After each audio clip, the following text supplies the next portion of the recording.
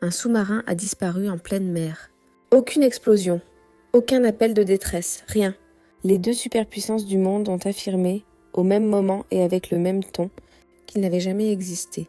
Dans un monde où même les informations les plus profondes finissent par fuiter, comment une masse d'acier, transportant des hommes et des ogives nucléaires, pouvait-elle s'effacer sans laisser la moindre trace ? Pendant la guerre froide, les océans n'ont jamais été silencieux. Sous leur surface apparemment calme, une guerre permanente se déroulait, sans registres officiels, sans images, sans témoins civils. Des sous-marins nucléaires patrouillaient pendant des semaines, parfois durant des mois, sans jamais remonter à la surface. Leur mission était simple, avancer sans être entendus, sans être vus et sans être remarqués. Ils n'étaient pas en patrouille pour une simple mission militaire. Ils constituaient une pièce essentielle du fragile équilibre du monde. Une seule erreur, une collision, un signal mal interprété, et l'histoire aurait pu basculer dans une autre direction. Mais certaines erreurs furent jugées trop dangereuses pour être reconnues. Pourquoi ? Au début des années 1960, plusieurs stations d'écoute sous-marines enregistrèrent une anomalie. Un signal métallique venu des profondeurs océaniques. Lent, régulier, trop massif pour être un simple écho naturel. Aucune des signatures acoustiques comparées par les ingénieurs ne correspondait parfaitement aux sous-marins connus. Ni américains, ni soviétiques. L'objet semblait suivre une route de patrouille stratégique. Puis soudain, il s'est arrêté. Dès lors, une question s'impose. Pourquoi aucun état-major n'a-t-il réagi publiquement à cet événement ? Dans tous les centres de commandement, les cartes furent mises à jour à la main. Des repères temporaires furent placés. Des annotations au crayon, faciles à effacer, furent ajoutées. Rien n'avait encore été consigné dans les registres officiels, car reconnaître une présence non identifiée sous l'eau aurait signifié admettre une perte de contrôle. C'est à cet instant précis que quelque chose commença à changer. Mais ce changement n'aurait pas lieu dans les océans, il se produirait dans les bureaux. Toutes les transmissions liées à cette zone furent redirigées vers d'autres canaux. Certaines fréquences cessèrent d'être archivées. La plupart des rapports furent classifiés au plus haut niveau, ou ne furent jamais rédigés. Le silence ne reposait pas sur une absence d'information, mais sur une stratégie délibérée. Pendant la guerre froide, reconnaître la perte d'un sous-marin nucléaire n'était pas un aveu technique. C'était un aveu politique, un signe de faiblesse. Et la faiblesse pouvait parfois être plus mortelle qu'une torpille. À l'intérieur d'un sous-marin, la notion du temps n'existait plus. Il n'y avait ni lever de soleil, ni obscurité nocturne. Seulement des cycles artificiels, des alarmes d'alerte et des procédures répétées encore et encore. Des dizaines d'hommes étaient contraints de partager quelques mètres carrés. Ils dormaient à côté des torpilles. Ils mangeaient près des systèmes de lancement. Tous connaissaient une vérité essentielle. Leur simple existence était un secret. Et certains secrets, lorsqu'ils disparaissent, sont enterrés avec ceux qui les portent. L'air recyclé était constamment imprégné d'une odeur de métal et d'huile. Les vibrations du moteur devenaient une seconde respiration. Le silence absolu n'existait pas, sauf en cas de panne. Et une panne à grande profondeur n'offrait aucune seconde chance. Les données étaient fragmentaires, mais plusieurs capteurs enregistrèrent, presque au même moment, la même chose. Une variation brutale de la pression, une rupture dans la continuité sonore, puis plus rien. Aucune explosion distincte, aucune signature nucléaire. Aucun débris ne remonta à la surface. La mer avait englouti l'événement.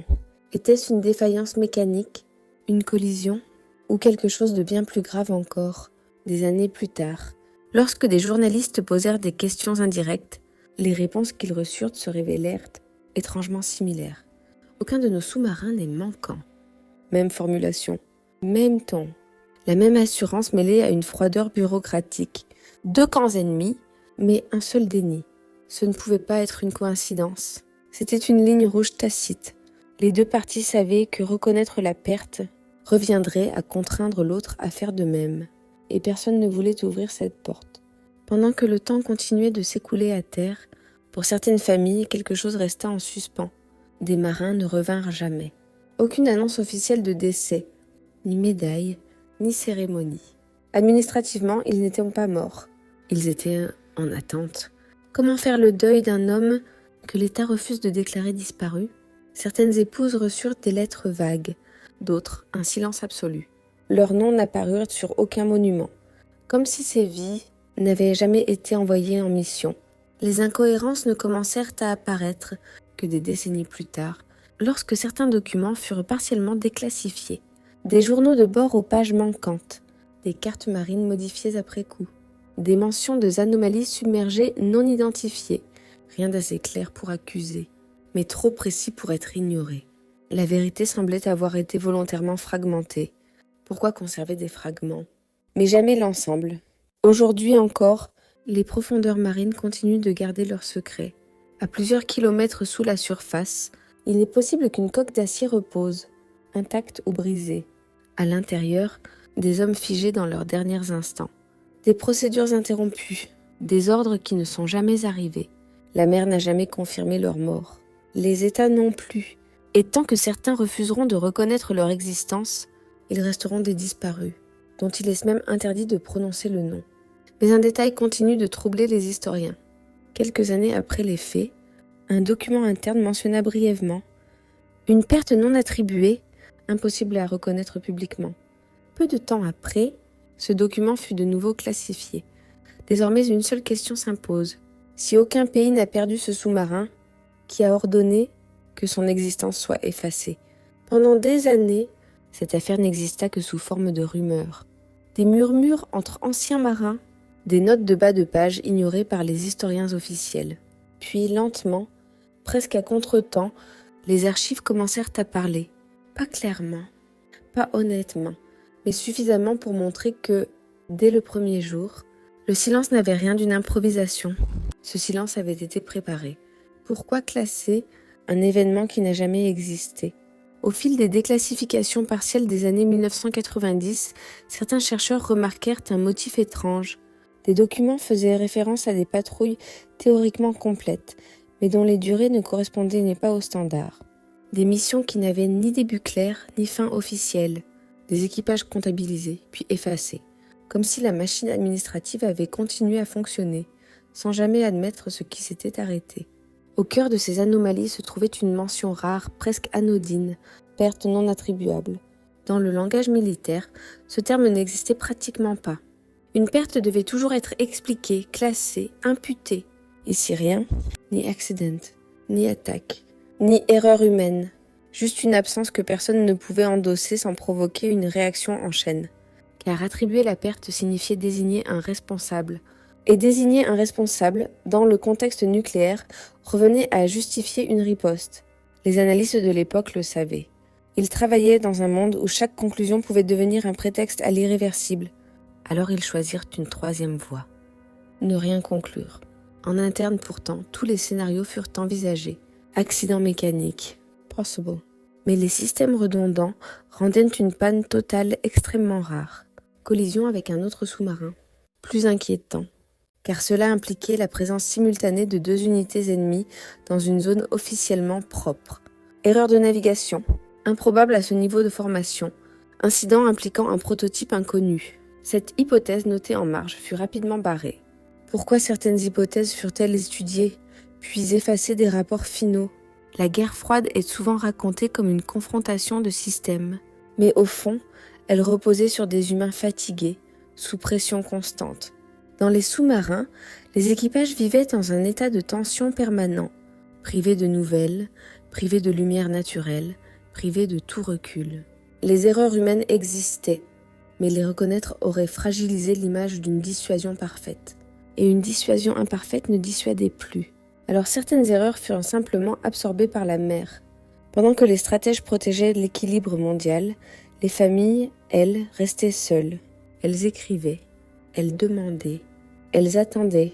Les réponses, quand elles arrivaient, étaient vagues. Toujours formulées de manière à ne rien confirmer ni rien nier. Les enfants grandirent sans certitude, les veuves sans statut. L'absence devint une forme de normalité imposée. Combien de temps un État peut-il demander le silence à ceux qui ont tout perdu? Un autre détail attira l'attention des chercheurs indépendants.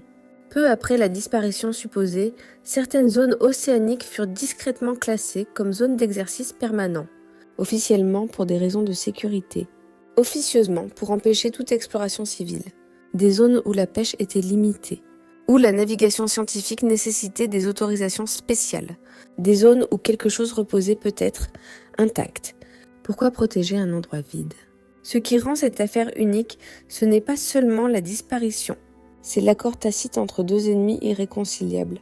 Ils ne se faisaient confiance sur rien, sauf sur une chose, ne jamais parler de ce sous-marin. Chacun savait que l'autre savait, et chacun savait que reconnaître la vérité forcerait l'autre à répondre. Le silence devint alors un langage commun. Les technologies modernes ont changé la donne. Les sonars civils sont plus précis, les cartes bathymétriques plus détaillées, et pourtant certaines anomalies persistent, des formes métalliques non identifiées, des structures trop régulières pour être naturelles. Aucune expédition officielle n'a jamais été lancée pour vérifier. Car découvrir la coque reviendrait à poser une question que personne ne veut encore entendre. Il n'existe aucun mémorial officiel pour ces hommes, aucun jour du souvenir, aucune reconnaissance collective. Ils font partie d'une catégorie particulière de morts, ceux dont la reconnaissance aurait coûté trop cher politiquement. Ils ont disparu pour que le monde continue à tourner. Mais à quel prix? Aujourd'hui, les documents sont encore partiellement classifiés. Les témoins directs disparaissent avec le temps. Mais une question reste suspendue, intacte. Si ce sous-marin n'appartenait à personne, pourquoi tant d'efforts ont-ils été déployés pour effacer sa trace? Peut-être que la vérité complète n'émergera jamais. Peut-être qu'elle repose à jamais au fond des océans. Mais une chose est certaine. Dans la guerre froide, le silence n'était pas une absence de vérité. C'était une arme. Et parfois, pour éviter la fin du monde, des hommes furent sacrifiés sans même le droit d'être reconnus comme morts.